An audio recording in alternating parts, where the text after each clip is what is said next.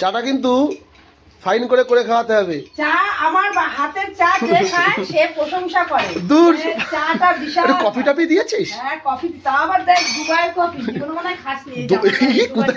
কি না মা খালি দুবাইয়ের কফি? কি ভাবছিস? না না আমি তো সত্যি বাবুর একটা বন্ধু দুবাই গেছে, সে দিয়েছে।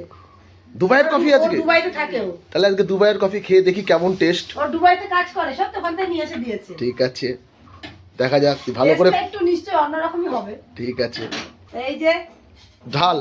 কফি কিন্তু একেবারে রেডি। কিন্তু একা খাবো না, তুই আর আমি দুজন কিন্তু। আমি একবার খাই, আমার আর একটু হাফ একটু অল্প অল্প দুজন মিলে একবার খাওয়া। আরে খা না দিদি, এরকম করিস কেন? আমি একবারই খাই ভাই, ভালো লাগে না সদ্য সকালবেলা একবার, মানে এতটা চা খাবো পুরো 1 কাপ, ব্যাস সারাদিন আর না হলেও চলবে আমার।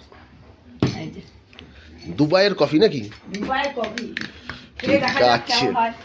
হ্যাঁ না না না না, ওটা সাইডে। বিস্কুট সাথে। বিস্কুটটা খাবো না। না বিস্কুট না হলে হয়, বাড়ির লোকজন আসলে বিস্কুট দিতে হয়।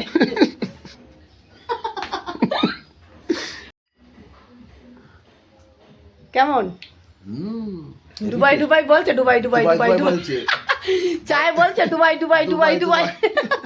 মিষ্টি ঠিক আছে তো যাই হোক, দুবাইয়ের কফি খাইয়ে দিলাম। তোমরা যারা দুবাই যেতে পারবে না, দুবাইয়ের কফি খেতে চাও, তারা আমার বাড়ি আসতে পারো।